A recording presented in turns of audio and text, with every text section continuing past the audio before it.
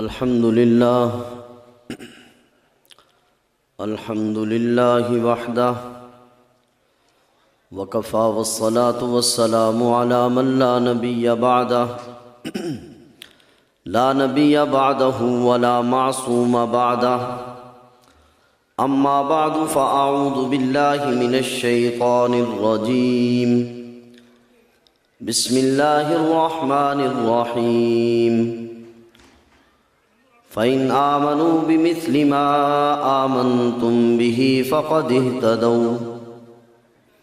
قال الله تبارك وتعالى وألزمهم كلمة التقوى وكانوا أحق بها وأهلها. قال الله تبارك وتعالى إنما يريد الله ليذهب عنكم الرجس أهل البيت ويطهركم تطهيرا. قال النبي صلى الله تعالى عليه وسلم الله الله في أصحابي لا تتخذوهم غرضا من بعدي فمن أحبهم فبحبي أحبهم ومن أبغضهم فببغضي أبغضهم ومن آذاهم فقد آذاني ومن آذاني فقد آذى الله.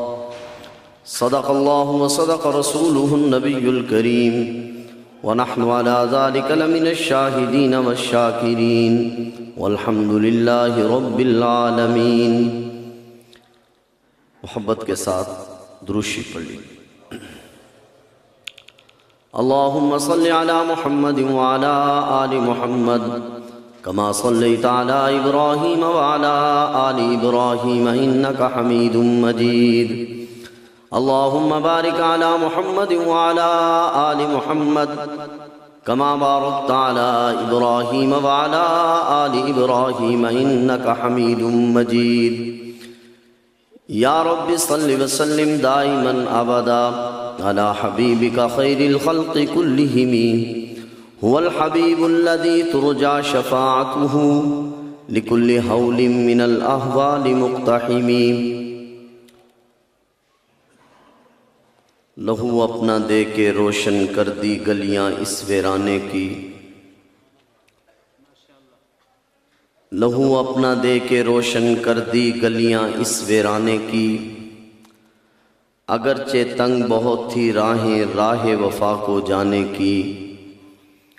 ایک جان تھی سو وہ بھی دے دی پھر بھی رہے شرمندہ سے. دیوانے خود ہی لکھ لیں گے کہانی اس افسانے کی. قابل صد تکریم معزز علماء کرام و برادران اہل سنت والجماعت، میرے معزز بزرگوں، دوستوں، عزیز نوجوان ساتھیوں، اگر سن رہی ہوں تو قابل قدر ماؤں اور بہنوں، آج کا یہ پروگرام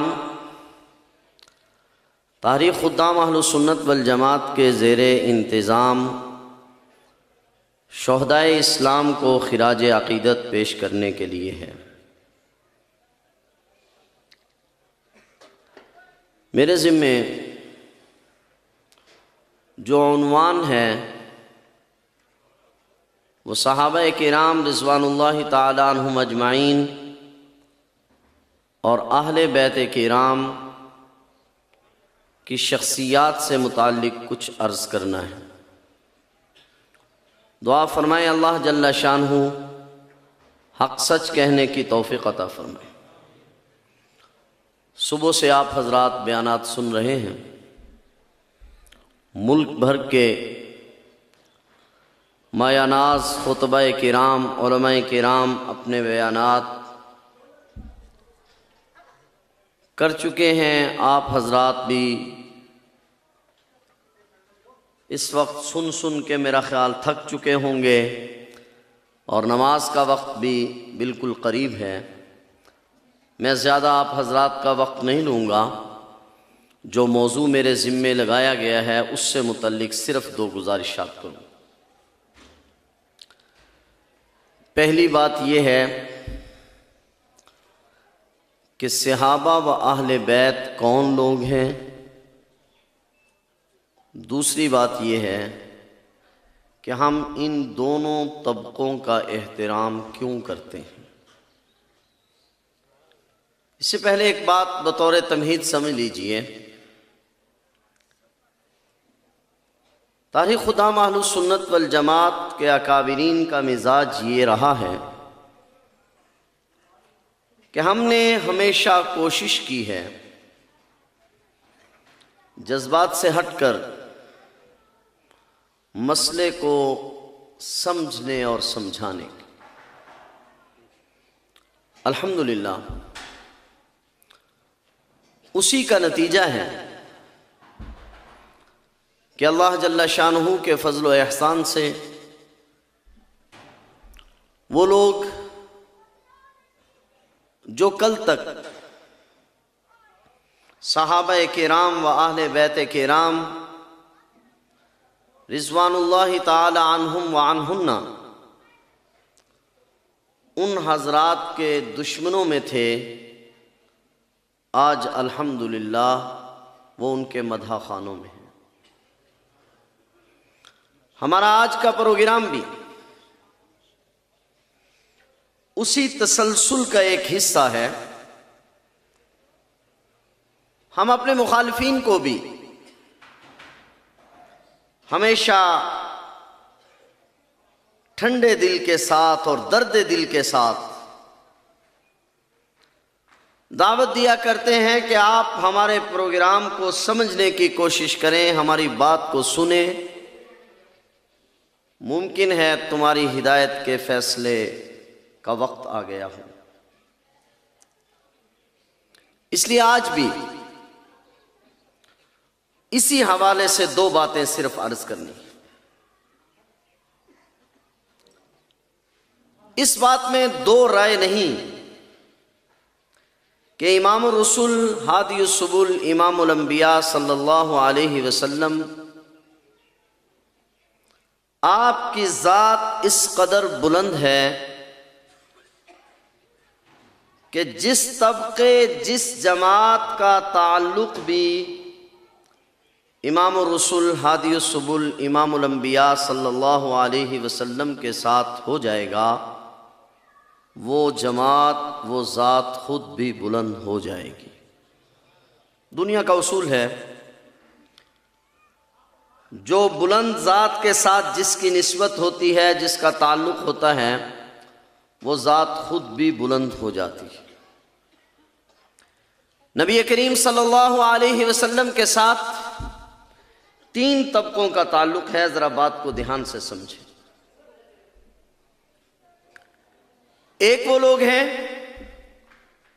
جو آپ علیہ الصلاۃ والسلام کی مجلس مبارک میں آئے ہیں اور انہوں نے کلمہ پڑھا ہے اور رشتے میں ان کا نبی اکرم صلی اللہ علیہ وسلم کے ساتھ تعلق نہیں ہے اس کے سوا۔ دوسری وہ جماعت ہے جو حضور علیہ الصلاۃ والسلام کی مجلس میں آئے ہیں، آپ کا کلمہ پڑھا ہے اور ان کا آپ کے ساتھ رشتے کا تعلق بھی ہے، مگر وہ حضور علیہ السلام کے جسم کا حصہ نہیں۔ تیسری وہ جماعت ہے جو حضور علیہ السلام کی مجلس میں آئے ہیں، حضور علیہ السلام کا کلمہ پڑھا ہے اور وہ حضور علیہ السلام کے وجود کا حصہ ہے۔ پہلی جماعت کو جنہوں نے فقط کلمہ پڑھا ہے، مجلس مبارک میں آئے ہیں، جماعت صحابہ کرام رضوان اللہ تعالی عنہم اجمعین کہتے ہیں، اور دوسری جماعت کو اہل بیت رسول کہتے ہیں، اور تیسری جماعت کو اولاد رسول کہتے ہیں۔ دوسری دونوں جماعتوں پر اہل بیت کا لفظ بھی بولا جاتا ہے۔ بات سمجھ رہے ہیں یا نہیں سمجھ؟ صحابی کی تعریف میں میں ایک لفظ کا اور اضافہ کیا کرتا ہوں تاکہ تعریف مکمل ہو جائے۔ عام طور پر یہ کہا یا یہ سمجھا جاتا ہے کہ صحابی اس کو کہتے ہیں جس نے ایمان کی حالت میں امام الانبیاء صلی اللہ علیہ وسلم کو دیکھا ہو. ایسا نہیں. صحابی کی تعریف یہ ادھوری ہے.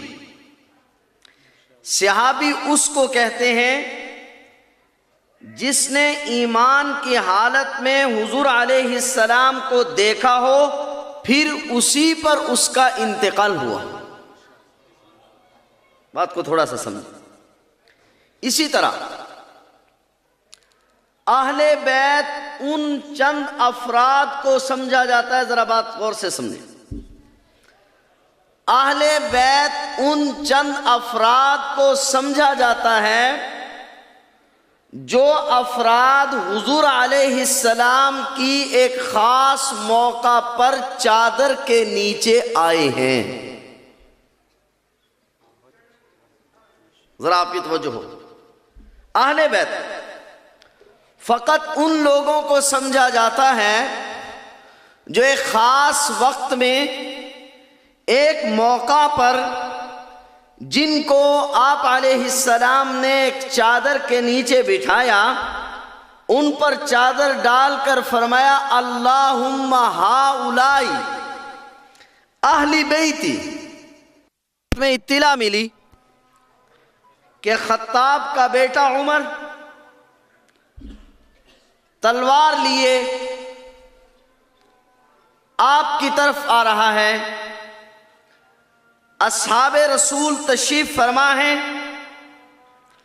حضرت امیر حمزہ رضی اللہ تعالیٰ عنہ کا واقعہ آپ نے سنا ہوگا. واقعہ میں نے سنانا مقصود نہیں. حضرت امیر حمزہ رضی اللہ تعالیٰ عنہ نے فرمایا دیکھ لیتے ہیں، اگر اچھی نیت سے آ رہا ہے تو ٹھیک ہے، ورنہ اسی کی تلوار سے اسی کی گردن قلم کر دی جائے گی. حضور علیہ السلام خاموش. اتنے میں سیدنا فاروق اعظم نے آ کے دروازہ کھٹکھٹایا. ذرا غور فرما. بجائے اس کے کہ کوئی اور آدمی دروازہ کھولنے کے لیے آگے بڑھتا، امام الانبیاء صلی اللہ علیہ وسلم خود آگے بڑھے. حدیث میں آتا ہے آپ نے دروازہ کھولا اور دروازہ کھولتے ہی فاروق اعظم کا گلا یہاں سے پکڑا اور پکڑ کے کہا اللہم ھذا عمر بن الخطاب. اللہ یہ ہے خطاب کا بیٹا. اللہم ہؤلاء اللہم ھذا، یا اللہ یہ ہے میرے اہل بیت، یا اللہ یہ ہے وہ خطاب کا بیٹا جس کو رات بیت اللہ کا غلاف پکڑ کے مانگا تھا. اور ایک روایت میں یوں آتا ہے آپ نے پکڑا اور سینے پہ ہاتھ مارا اور کہا اللہم ھذا عمر بن الخطاب، یا اللہ یہ خطاب کا بیٹا. حدیث میں آتا ہے فوراً فاروق اعظم نے کلمہ پڑھا. تو یہاں پر حضور علیہ السلام نے ان چادر کے نیچے بیٹھنے والے قدسی صفات کے بارے میں فرمایا اللہ ان لوگوں کو بھی میرے ان اہل بیت میں شامل فرما جن کے بارے میں آپ اعلان کر چکے ہیں انما یرید اللہ لیذھب عنکم الرجس اہل البیت ویطہرکم تطہیرا. اہل بیت کے صرف یہ افراد نہیں بلکہ مقصود ان لوگوں کو اس دعا میں شریک کرنا ہے. وہ اپنے موقع پر میں انشاءاللہ عرض کروں گا، ذرا آپ توجہ فرمائیں. تو صحابہ کرام جنہوں نے ایمان کی حالت میں امام الانبیاء صلی اللہ علیہ وسلم کو دیکھا، آپ کا کلمہ پڑھا اور پھر اس پر قائم رہے آخری لمحے تک، اس کو صحابی کہتے ہیں.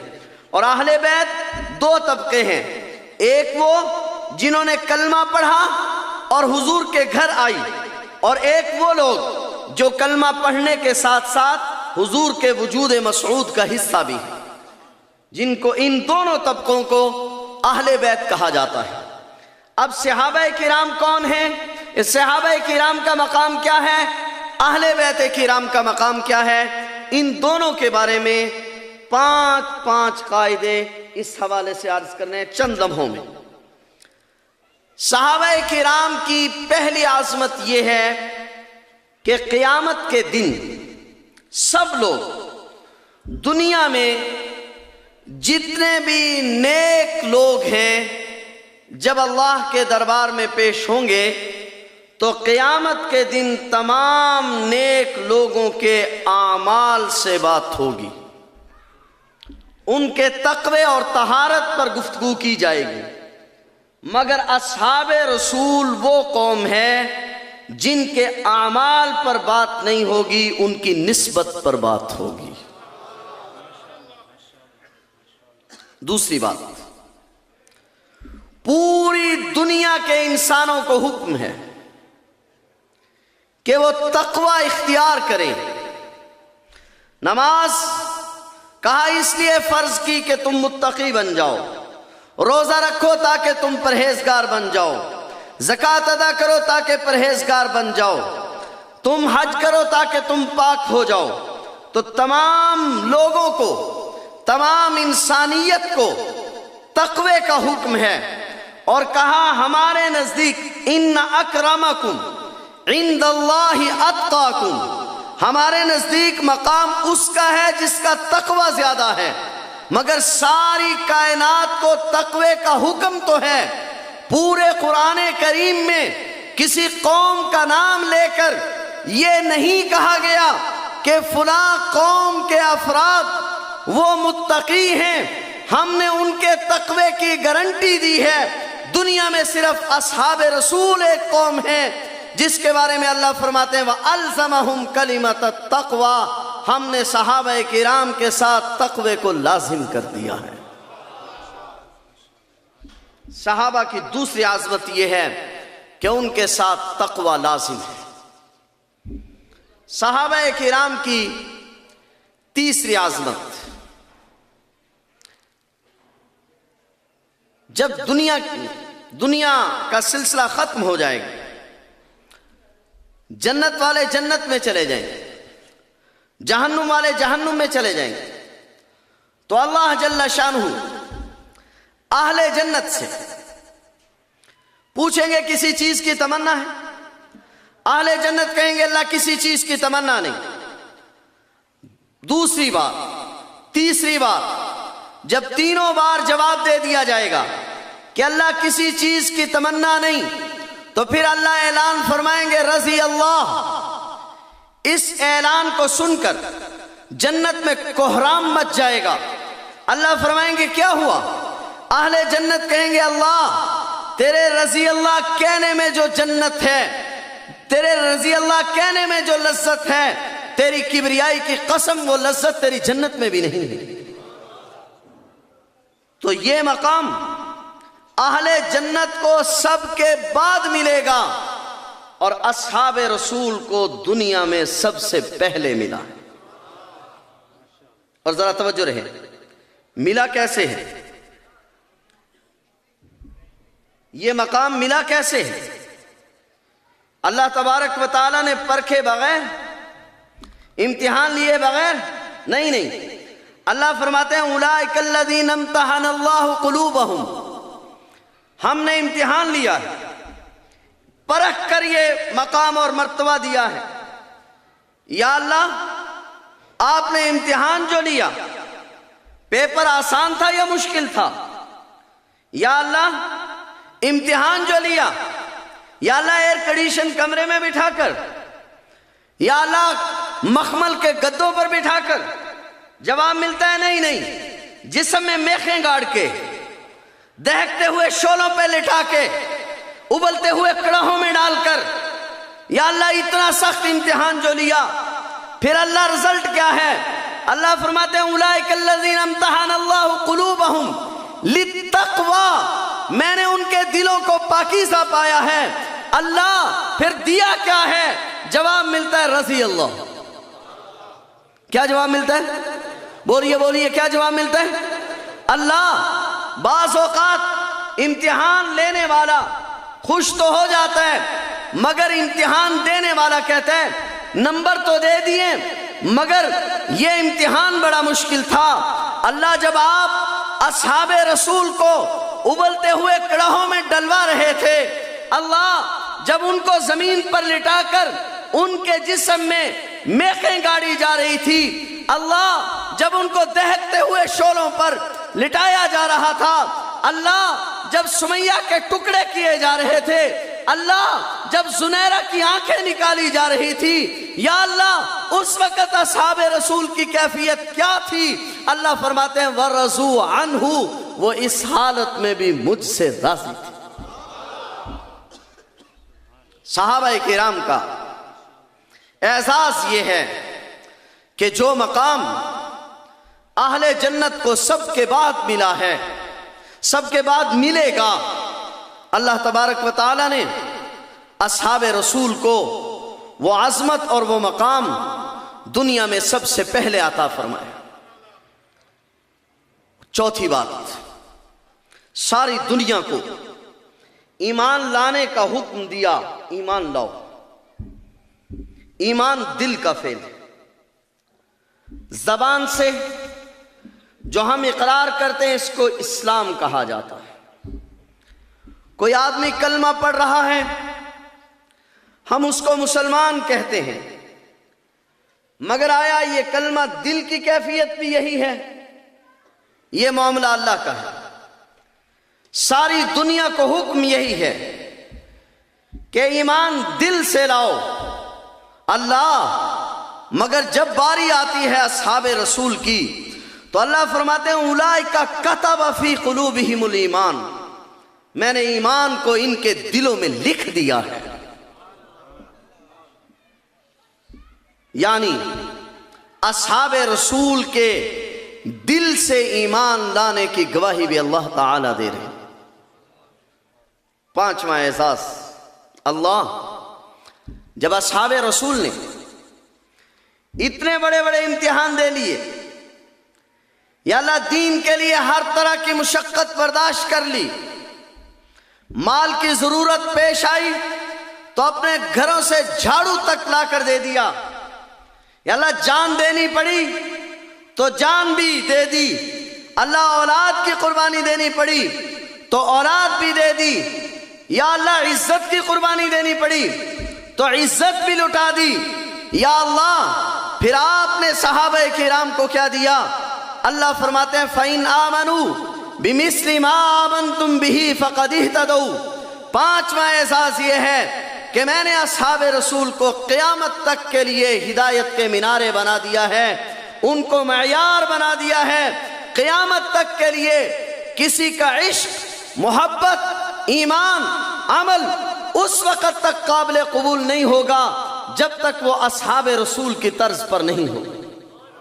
اس لیے حضرت کاندھلوی نے لکھا ہے جس طرح حضور علیہ السلام پر نبوت ختم ہے، اس طرح حضور علیہ السلام پر محبوبیت ختم ہے، جس طرح حضور علیہ السلام پر محبوبیت ختم ہے، اس طرح اصحاب رسول پر محبت ختم ہے۔ ہاں یہ بات ضرور ہے، اگرچہ اصحاب رسول زبان سے بار بار عشق کے الفاظ نہیں کہتے، کیوں؟ جن کے دلوں میں عشق موجود ہو، جن کے دلوں میں محبت موجود ہو، ان کو زبان سے کہنے کی ضرورت پیش نہیں آتی۔ عشق جن کا ثابت ہو وہ کب فریاد کرتے ہیں، لبوں پہ مہر خاموشی، دلوں میں یاد کرتے ہیں۔ دوسری قوم اہل بیت کرام، اہل بیت کو بھی اللہ تعالیٰ نے 5 اعزازوں سے نوازا ہے۔ پہلا اعزاز اہل بیت کے لیے یہ ہے کہ اللہ تعالیٰ نے دنیا میں کم و بیش 1,24,000 انبیاء علیہم السلام کو مبعوث فرمایا، اور تمام انبیاء علیہم السلام کو ایک ہی حکم دیا کہ ان کا تزکیہ کیجیے، ان کو پاک کیجیے، ان کے دلوں کی اصلاح کیجیے۔ انبیاء علیہم السلام نے کلمہ پڑھایا، ان کے دلوں پر محنت کی۔ علماء نے لکھا ہے کہ نبی اور عام انسانوں کی اصلاح میں یہی فرق ہوتا ہے کہ عام لوگ معاشرے کو سدھارنے کے لیے، معاشرے کی اصلاح کے لیے الفاظ پر محنت کرتے ہیں، قوانین پر محنت کرتے ہیں، اور نبی کی ذات دل پر محنت کرتی ہے۔ اور دل جب بدلتا ہے پھر آنکھیں خود ہی بدل جاتی ہیں، پھر کان خود ہی درست ہو جاتے ہیں، پھر سارے معاملات خود درست ہو جاتے ہیں۔ اس لیے اللہ کا نبی لوگوں کے دلوں پر محنت کرتا ہے، قلوب پر محنت کرتا ہے۔ تو اللہ تبارک و تعالیٰ نے تمام اقوام عالم کے انسانوں کے لیے انبیاء علیہم السلام کو مبعوث فرمایا اور فرمایا کہ ان کو پاک کرو۔ انبیاء علیہم السلام نے اپنی اپنی قوموں کو پاک کیا، مگر جب باری آئی امام الانبیاء صلی اللہ علیہ وسلم کے اہل بیت کی، جب باری آئی امام الانبیاء صلی اللہ علیہ وسلم کی اولاد کی، جب باری آئی ان لوگوں کی جن کا رشتے کا تعلق امام الانبیاء صلی اللہ علیہ وسلم کے ساتھ تھا، تو خلاق عالم خود بولے انما یرید اللہ لیذھب عنکم الرجس اہل البیت ویطہرکم تطہیرا۔ پیغمبر یہ اہل بیت آپ کے ہیں، ان کو میں پاک کروں۔ پہلا اعزاز یہ ہے کہ اہل بیت کو اللہ جل شانہ نے خود پاک فرمایا ہے۔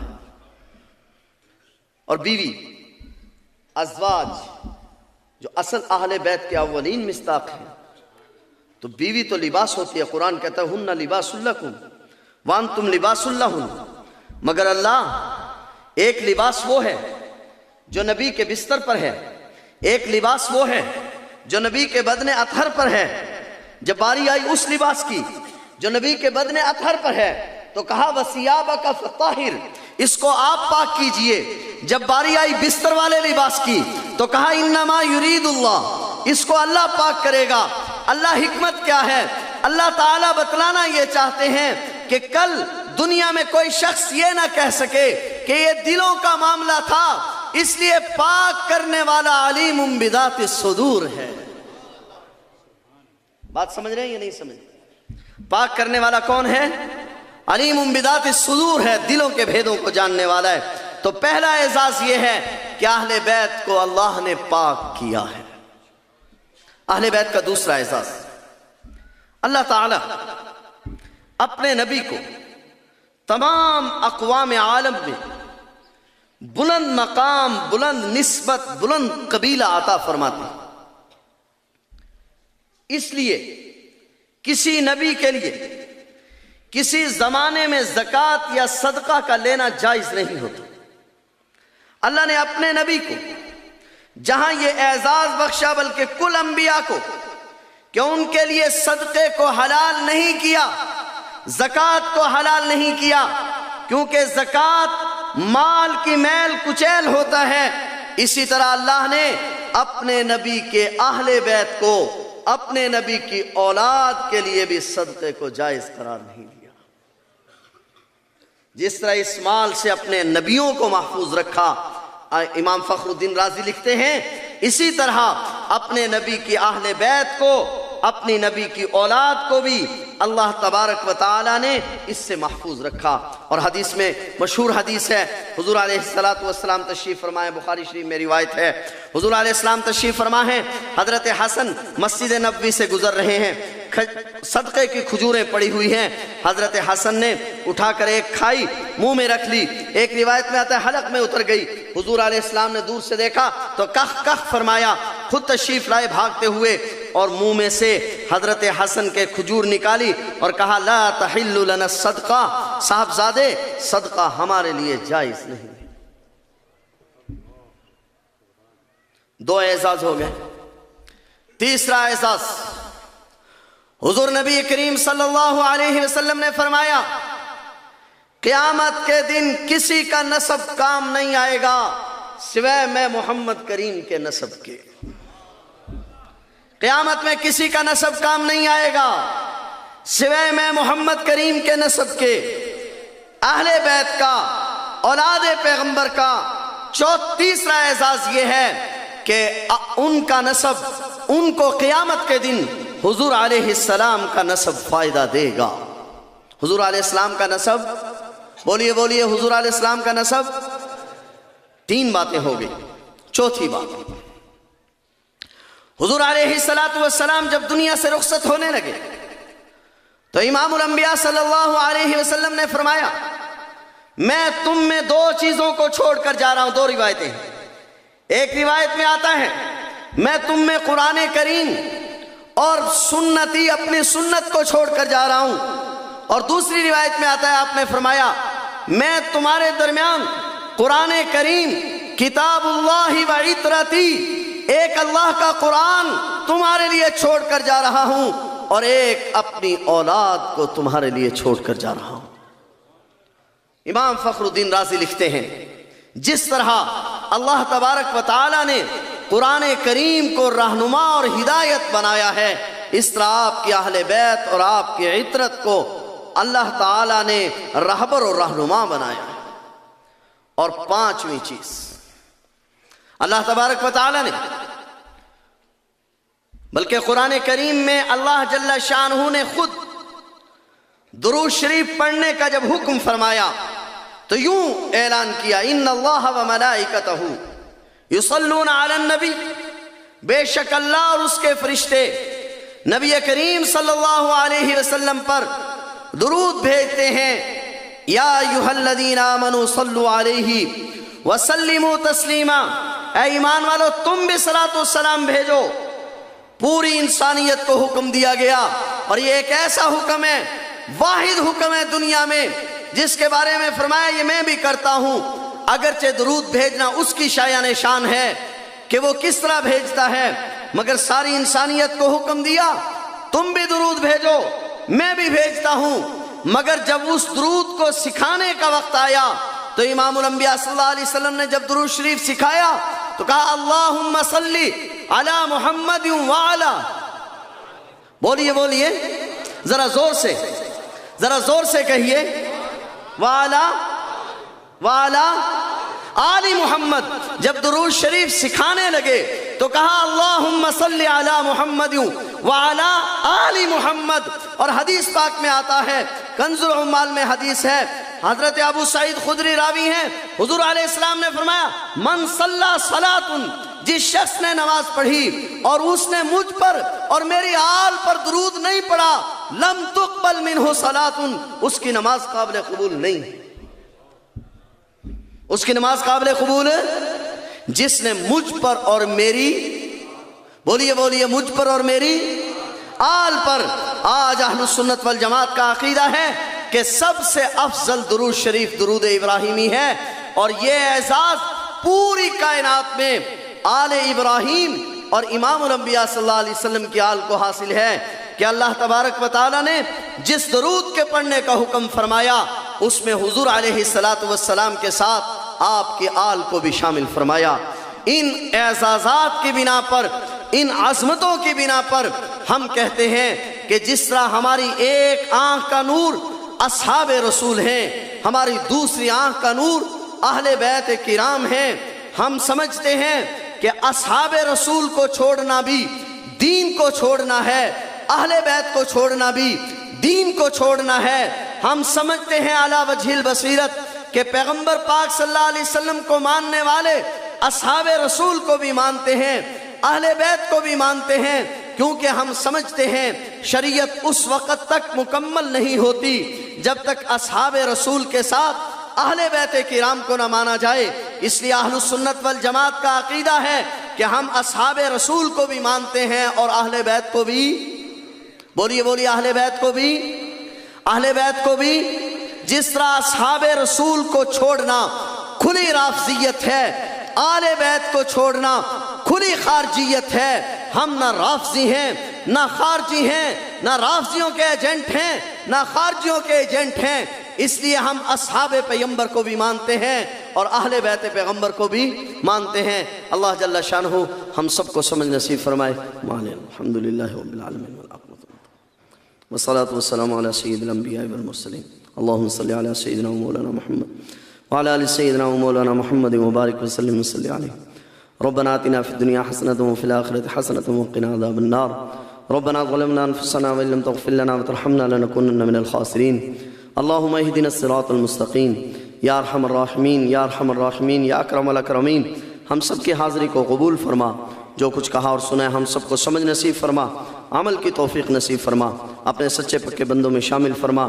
آج تک جتنے گناہ کیے ہیں آپ کے دربار میں توبہ کرتے ہیں، ہمیں معاف فرما، آئندہ گناہوں سے ہم سب کی حفاظت فرما یا ارحم الراحمین، آئندہ گناہوں سے ہم سب کی حفاظت فرما، ہم سب کی دعاؤں کو اپنے محبوب صلی اللہ علیہ وسلم کے واسطے سے قبول فرما۔ وصلی اللہ تعالی علی خیر خلقہ محمد۔